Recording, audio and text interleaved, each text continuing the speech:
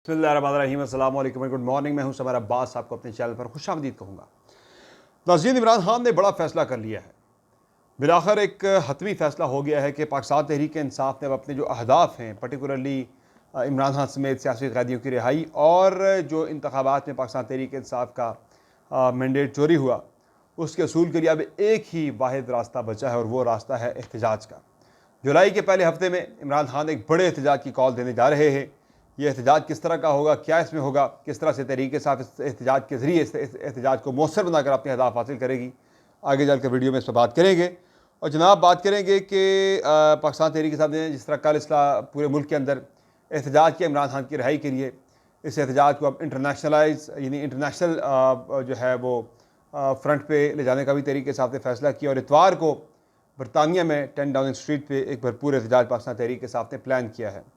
बाकी वो हुकूमत, वो पार्टी जो कि अपने मंशूर में दावे करती थी, इलेक्शन कैंपेन में दावे करती थी जनाब के 300 यूनिट तक हम सस्ती बिजली देंगे, मुफ्त बिजली देंगे, अब उस हुकूमत ने क्या किया है साहब बिजली के सार्फिन के साथ, वो मैं आपको बताऊंगा जनाब के 200 रुपये से 1000 रुपये तक फिक्स टैक्स आपके बिजली के बिल में लग के आना है। ये एक नया काम शुरू कर दिया हुकूमत ने। इनडायरेक्ट टैक्सेस की भरमार कर दी गई है पाकिस्तानी आवाम के ऊपर, तबाही फेर के रखती है। आप आने वाले दिनों में देखिएगा, आपको लग पता जाएगा जनाब कि आपकी आमदन कहाँ जा रही है। सरकारी मुलाजमीन को तो रेस दे दिया गया 20-25% का, 22 से 25% का, लेकिन उस रेस के अगेंस्ट जनाब जितनी कटौती हो रही है ना इनडायरेक्ट टैक्सेस में और बाकी चीज़ों में, वो मैं आपको बताऊंगा कि इस वक्त हो क्या रहा है। SIFC की एपेक्स कमेटी का इजलास आज तलब कर लिया गया है। वज़ीर आज़म शहबाज शरीफ की ज़ेर सदारत आज ये इजलास होगा और पाकिस्तान पीपल्स पार्टी और नून लीग में आने वाले दिनों में क्या होने जा रहा है, ये मामला कितना अहम है और किस तरफ जाएगा, आपको इस वाले से भी आगाह करेंगे। सबसे पहले बात करते हैं इमरान खान का बड़ा फ़ैसला। इमरान खान ने जेल से बैठ के ये फ़ैसला कर लिया है, वो इस नतीजे पर पहुँच चुके हैं कि अदालती प्रोसेस के ज़रिए या किसी और प्रोसीजर के ज़रिए जो है वो यानी कि वो कहते हैं कि घी जो है वो सीधी उंगली से नहीं निकलना, अब घी टेढ़ी उंगली से निकालना पड़ेगा। यानी अपना जो हक है, हक आज़ादी, अब वो जो है सीधे तरीके से या किसी एक कन्वेंशनल तरीके से नहीं मिलेगा, बल्कि उसके लिए वही काम करना पड़ेगा जो इमरान खान की एक स्ट्रेंथ रही है, यानी स्ट्रीट पावर या आवाम के ज़रिए जो है अपनी बात मनवाना। तो इस सिलसिले में पाकिस्तान तहरीक इंसाफ ने, यानी ज़ाहिर इमरान खान का ये फ़ैसला है कि एक बड़ी एहतजाजी तहरीक जो है वो जुलाई के पहले हफ्ते में शुरू की जा रही है। इमरान खान ख़ुद इस एहतजाजी तहरीक की कॉल देंगे। पार्टी को इमरान खान ने यह पैगाम दे दिया है। परसों जुमेरात की रोज़ इमरान खान ने यह पैगाम पार्टी को कन्वे किया है कि तमाम लोग तैयारी करें, तमाम लोग तैयारी करें एक बड़े एहतजाज की, एक बड़ी एहतजाजी तहरीक की जो कि जुलाई के पहले हफ्ते में शुरू होने जा रही है। और इस कॉल में इमरान खान जो है वो बताएंगे कि लाया अमल देंगे प्रॉपर तरीके से कि किस तरह इस एहतजाजी तहरीक को कामयाब बनाना है। अब तहरीक इंसाफ के वर्कर्स के लिए ज़ाहिर एक बड़ा इम्तिहान है कि एक तरफ कुछ लोग जो हैं वो निकलने में इस वक्त हिचकिचाहट का शिकार हैं 9 मई के बाद।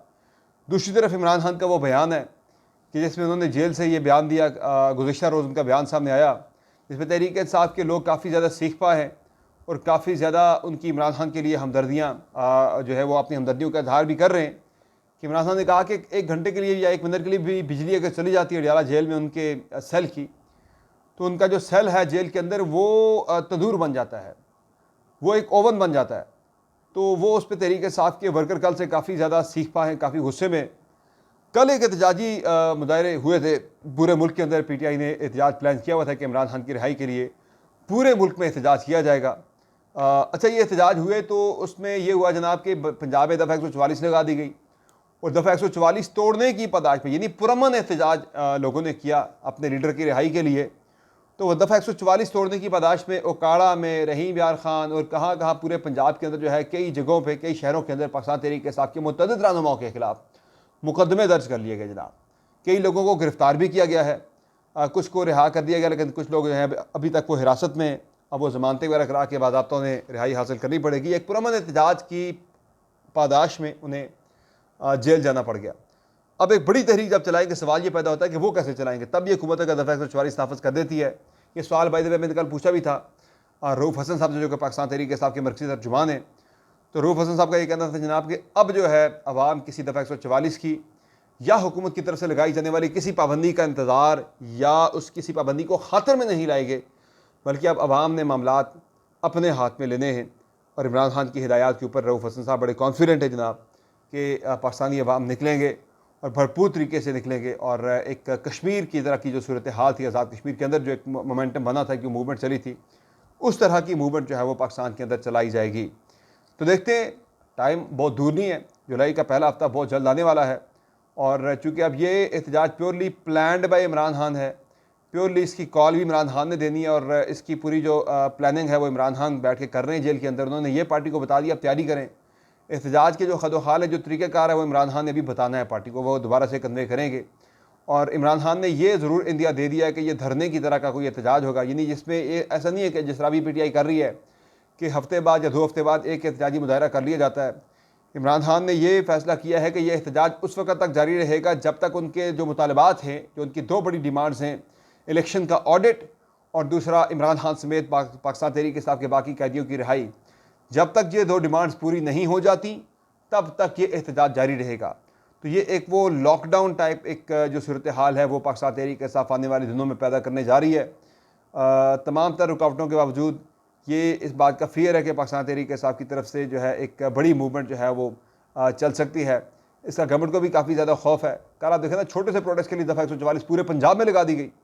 तो होगा ये जनाब के तहरीक इंसाफ के जो इफेक्टिव लोग हैं, जो फील्ड के अंदर काफ़ी ज़्यादा एक्टिव हैं अपने अपने हलकों में, इलाकों में, उनकी गिरफ्तारियों के लिए इस महीने के एंड में जाकर क्रैकडाउन शुरू हो जाना है, ताकि ना रहे बांस ना बजेगी बांसुरी। लेकिन पाकिस्तानी अवाम अगर लीडर लेस निकल आई, यानी जो लीडर लेस एहतजाज होता है, अगर उस तरह का एहतजाज शुरू हो गया तो फिर उस मॉब को, उस हजूम को जिसका लीडर कोई ना हो, उसे संभालना फिरना ज़रा मुश्किल हो जाता है। तो आई होप कि इसमें सैनिटी प्रिवेल करेगी। बाकी जनाब जो एहतजाजी मामलात हैं वो अब तहरीक इंसाफ सिर्फ पाकिस्तान के अंदर नहीं बल्कि इंटरनेशनली भी तहरीक इंसाफ ने अब ये प्लान कर लिया कि जनाब ये एहतजाज ही वाहिद रास्ता है कि जिसके ज़रिए तहरीक इंसाफ अपने अहदाफ हासिल कर सकती है। तो बरतानिया में भी तहरीक इंसाफ ने इतवार को एक बड़ा एहतजाज प्लान किया इमरान खान की रिहाई के लिए, और 10 डाउनिंग स्ट्रीट के सामने जो है एक बड़ा एहतजाज पाकिस्तान तहरीक इंसाफ की तरफ से प्लान किया गया है इतवार के रोज़। अब हुकूमत ने एक तरफ एहतजाजी तहरीक से निपटना है, साथ दूसरा जो बड़ा मसला है वो है महंगाई का, कि अगर हुकूमत यानी कि आने वाले दिनों में होती है महंगाई होती है तो पाकिस्तानी अवाम का वैसे ही पारा जो है वो पहले ही बहुत हाई है, तो वो मज़ीद अगर हाई हो गया, वो अगर एक वो जो सेचुरेशन पॉइंट जो है ना वो अगर क्रॉस कर गया, ब्रेकिंग पॉइंट या बॉइलिंग पॉइंट, तो फिर वो सूरत हाल भी संभालना शायद हुकूमत के लिए मुश्किल हो जाए। तो इमरान खान भी इस चीज़ को बड़ा गौर से देख रहे हैं जनाब के पाकिस्तानी अवाम बजट के बाद जो है वो निकलेगी बाहर सड़कों पर अपने हकूक़ के लिए। अब जो मुश्किलात हुकूमत को, जो अवाम हुकूमत की तरफ से पॉलिसीज़ की वजह से अवाम को फेस करना पड़ेगी, उसके ख़िलाफ़। तो जनाब इसमें बिजली की कीमत तकरीबन 5.5 रुपये फ़ी यूनिट उसमें बेस टैरिफ में इजाफा किया जा रहा है, बेस टैरिफ के अंदर। और दूसरा जनाब बिजली के बिलों के अंदर फ़िक्स टैक्स एक आयद कर दिया गया है। जनाब ये होगा कोई 200 रुपये से लेके 1000 रुपये तक फ़िक्स टैक्स जो है वो सार्फिन से लिया जाएगा।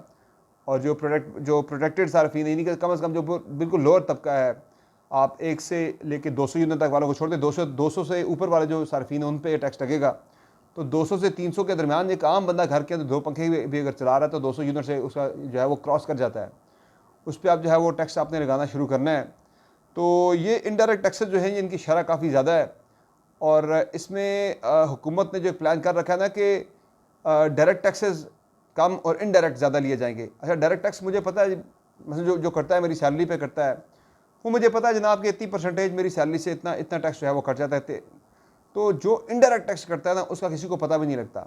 वो गैर महसूस अंदाज में जनाब आपकी जेब से जा रहे होते पैसे, और बड़े पैमाने पर जा रहे होते। जिस तरह से पेट्रोलियम लेवी की अगर मैं बात करूँ तो पेट्रोलियम के ऊपर पेट्रोल अगर आप डलवाते हैं तो इस वक्त भी पर लीटर 60 रुपये आपकी जेब से निकल जाते हैं। और एक लैंड क्रूज़र वाला, एक बड़ी गाड़ी वाला जो है उससे तो चले फ़र्क नहीं पड़ता, लेकिन एक मोटरसाइकिल जो बंदा चलाता है अगर वो डलवाता है 1 लीटर पेट्रोल 258-65 रुपये का, 265 रुपये का जनाब, या 258 का, उसकी जेब से 60 रुपये सीधे सीधे हुकूमत को चले जाते हैं। अब हुकूमत ने वो भी 60 से बढ़ा के 80 कर दी है, फैसला हो गया 80 करने का, आने वाले दिनों में अप्लाई भी हो जाएगी ये लेवी। तो 80 रुपये पर लीटर पाकिस्तानी अवाम की जेब से निकलने, हर बंदे की जो मोटरसाइकिल में 250 का पेट्रोल डलवाएगा वो भी 80 रुपये पहले हुकूमत को देगा, बाकी पैसों का वो जो है उसे 170 रुपये का पेट्रोल मिलेगा। तो ये एक बड़ी, मैं समझता हूँ कि बड़ी अफसोसनाक सूरत हाल है, और ये ही पाकिस्तानी अवाम को सड़कों पर निकलने के लिए आने वाले दिनों में मजबूर कर सकती है। तो शायद तहरीक इंसाफ के लिए भी यही आइडियल टाइम हो एक एहतजाजी तहरीक को मज़ीद आगे बढ़ाने का, अपने अहदाफ हासिल करने का। बाकी इसके अलावा जनाब सिर्फ ये नहीं बल्कि टोल टैक्सेस की मैं बात करूँ तो टोल टैक्सेस में इजाफा कर दिया गया है। मरी का जो टोल प्लाज़ा है जहाँ से मैं फ्रिक्वेंटली ट्रैवल करता हूँ टूवर्ड्स कश्मीर, आज भी जब यानी कि कल मैं वहाँ से आया तो मैंने परसों तो 60 रुपये टोल टैक्स वहाँ पे इससे पहले था, 40% इजाफा करते हुए 100 रुपये कर दिया गया है। अब हर गाड़ी से 100 रुपये उसने फोरग्राउंड टूल प्लाजा से आना है जाना है, उसने 100 रुपये देने हैं। बड़ी गाड़ियों पे जो है वो मज़ीद उनका काफ़ी ज़्यादा बढ़ाया गया टोल टैक्स, तकरीबन 40% का इजाफा किया गया है। अभी बजट में डायरेक्ट इनडायरेक्ट टैक्सेस के बारे से उनकी शरह तय नहीं पाई, NHA वालों ने जनाब 40% इजाफा टोल टैक्सेस में कर दिया है। तो ये भी आवाम की जेब से जाने पैसे सारे।